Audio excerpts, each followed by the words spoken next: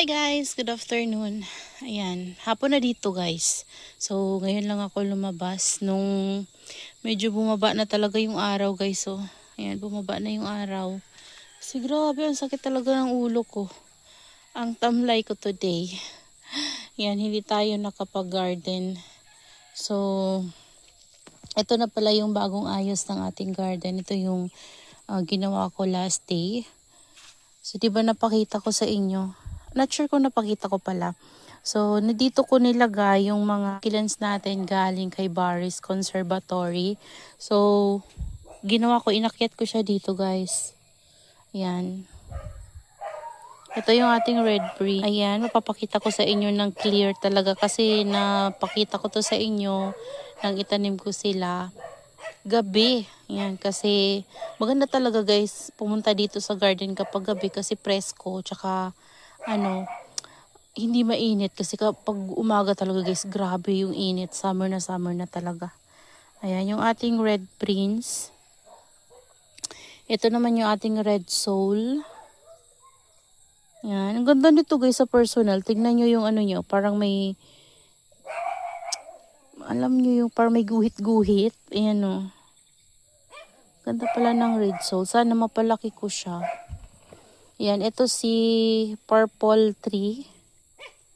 At ito talaga guys yung rare succulents natin. Yan, rare na din naman to guys. So, tsaka ito, hiwan ko kung rare siya. Not sure, pero ito. Rare to guys, si Red Prince. Tapos this one, yung ating Starfire. Sana man palaki ko to guys. Ang liit lang nito. Oh. Tingnan nyo yung pot niya. Small lang talaga. So, ayan. Tapos pricey siya. Tapos eto naman yung variegated natin na Black Prince na pinaparecover ko pa guys. So dyan siya nakalagay. Parang tuyuan ng leaves. Tuyuan na naman siya guys. Oh, sayang yung leaves. Tapos yung ating Black Madiba. Freebie to guys ni Barry's Conservatory. Ayan. Tapos ito yung isa natin na Black Madiba galing sa kanya. Ganda na nito guys. Oh. Hindi ba ang ganda? Nilagyan ko sila ng pala, ng osmo ko. Tapos ito, tinransfer ko dito. Ito kulang pa ng soil. Kinuhanan ko kasi siya. So, dadagdagan ko na lang. Tapos naglagay na ako ng pamis sa top para ipapatong ko na lang yung succulents kapag nagtanim ako. So, ito, niripat ko na to dito. Ito yung ating Black Knight. Ang tagal na nito sa akin guys. Tinransfer ko siya dito. Niripat ko. Tapos ito guys, tignan nyo. Nag-crested siya.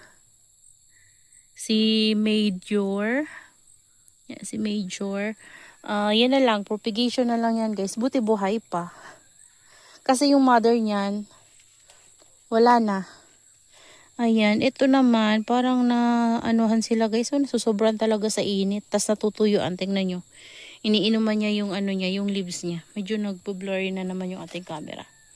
Lumalaki na yung habit dito guys. So, ayan guys. So, yun lang guys yung nabili natin kay Ay, ito pa pala. Ayan, ito. Kalimutan kong ipakita sa inyo. Yan, ito yung babies ni Red Prince. So, sana maging Red Prince din siya guys. Yan guys yung isa oh. Tsaka ito. Yan, hiniwalay ko para maganda yung rosette niya kapag lumaki. Ito yung freebie niya sa atin. Hindi ko alam kung ano ID niya. Ayan.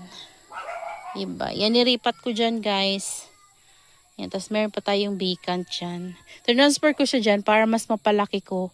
Kasi iniisip ko, guys, siguro mas maganda siyang i-transfer sa big pot para lumaki din kagaya ng mga succulents natin na to. Diba lumaki sila? So, ito, i-try ko din na palakihin sila sa ganitong pot. Yan. Yung pot size natin, guys, ay 6 by, 8 by 6? 8 by 6 ata yun guys. Oo, parang 8 by 6 yun. Ayan. Tapos dito, okay naman guys yung mga natin. Ito pala kasamahan pa yung freebie sa atin. Ayan, na ganyan yung leaves niya Grabe kasi guys yung init. Kaya kung bibili kayo guys ng succulents ngayong summer, medyo mahirap ata. Kasi prone talaga sa sunburn. Ayan. So ito, meron tayong itatanim dito na bagong succulent. So sana hindi sila mapano. Kasi ito taba ng leaves niya. Pero hinahayaan ko lang siya kasi diyan siya guys iinom habang hindi pa siya stable. Natuyo na yung propagation ko ng variegated na lovely rose. Ito yung variegated natin na lovely rose. Parang hindi siya kagandahan.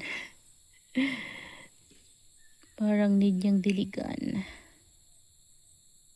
Ayan siya guys. So,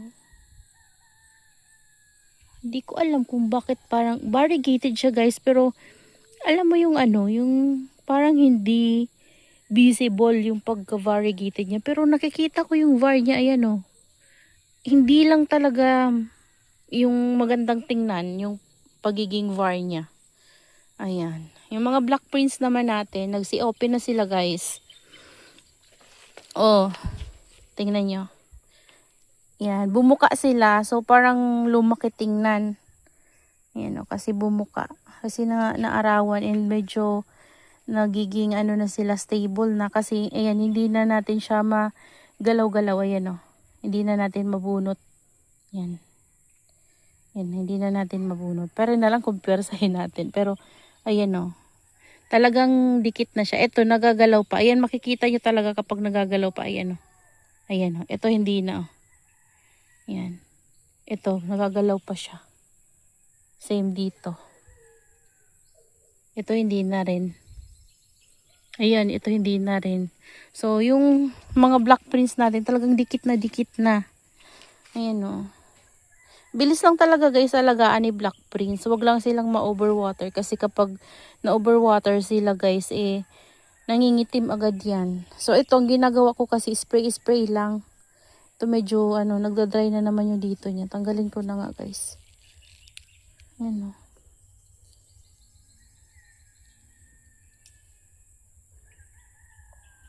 Pinwirsa na. Pangit kasi tingnan. Sana gumanda siya kapag tumagal. Ayan. So ayan sila. Yung ating Black Monroe. Diba ang ganda guys kapag mga black. Tingnan nyo guys. Parang gustong-gusto ko yung ng mga black dito sa area na to. So sana maparami ko yung mga black succulents ko kasi ang ganda nila guys. Ayan, ito si Mexican Giant. Ayan siya. So ang ganda pala ng ni Mexican. Ayan siya yung itsura niya ay patulis yung dahon na mataba. Ayan. Kaso lang ito medyo payat kasi dehydrated siya guys. Tuyo yung soil niya Sira na yung ko guys, yung pang spray ko. Kabibili ko lang nun. Sira na naman. Ang hirap guys. Gusto kong bumili yung yung electric na lang siguro. Bibili nga ako ng electric. Kasi ilagay ko lang yun sa sa balde ng tubig, ganyan. Tapos ipindutin lang. Dilig na talaga. Yun, hindi na ako guys magpapump. May nagmashi dito guys. Tanggalin natin. Ayan Grabe kasi yung init. Alam nyo ba yung mga mga gymnocalcium ko. Bihira ko na yun guys madiligan. Sa totoo lang. Kasi nga medyo nabibisi tayo. Kasi nga syempre meron tayong orchids. Tapos may succulents, may cactus. So, tingnan nyo naman, itong buong greenhouse na to, chinecheck ko sila. Ayan, paikot. Tapos, meron pa tayong orchids. Tapos, yung cactus natin, nandun sa harapan ng bahay. So, medyo hindi ko sila lahat, guys, matutukan talaga. Nahihirapan ako. Nakakapagod, lalo na mag-isa lang ako. Mahirap mag-maintain, lalo na yung itong mga succulents natin, kailangan tanggalan ng mga damo-damo palagi. Yan, lilinisan sila palagi dito. Winawalisan ko sa harapan ng bahay. And syempre, yung mga household chores din natin. Hindi natin pwedeng pabayaan. Kaya medyo nakakapagod din talaga guys kapag marami ka talagang halaman na. Kaso lang, yun din yung nagbibigay sa atin ng saya talaga. Ayan tingnan nyo. casualties ngayong tag-init. Nagkakaganyan sila guys. Pero okay lang naman, hayaan ko lang. Ayan o, tignan nyo, nagkakaganyan. Kasi mainit nga guys. Ayan. Oh.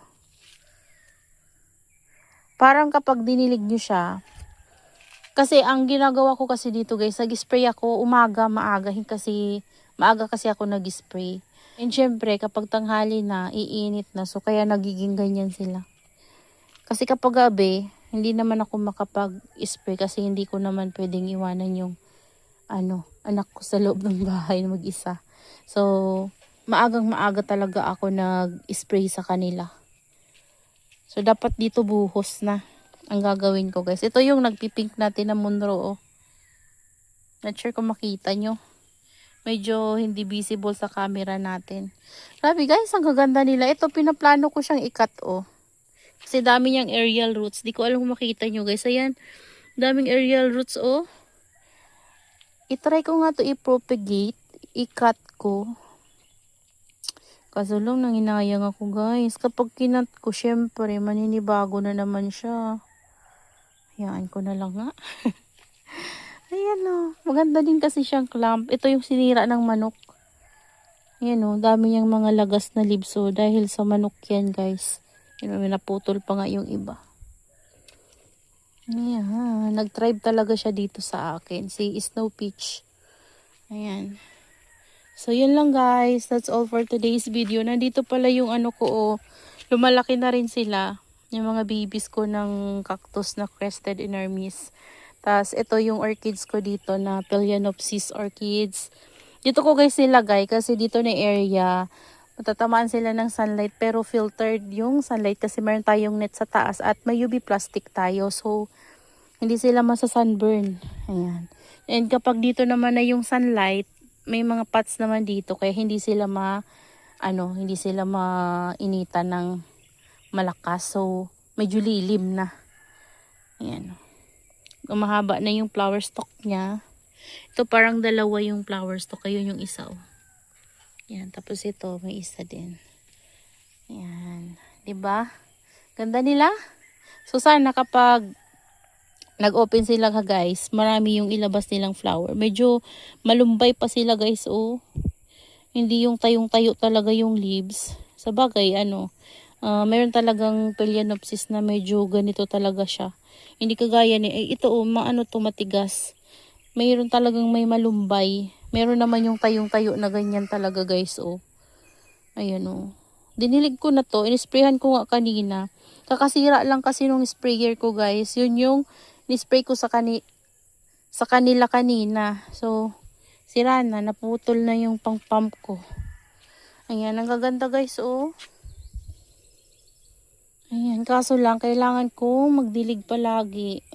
Kasi, sobrang init palagi silang natutuyo. That's all for today's video guys. And I hope you enjoy watching and see you on my next vlog. Happy gardening everyone. Alam nyo guys, gandang-ganda ako sa view dito na area, oh. Nakikita ko yung mga lacteas natin. Tapos dyan banda yung tolpat. Ganda. Basta ang ganda. Sobrang ganda ng mga purples. Ayan.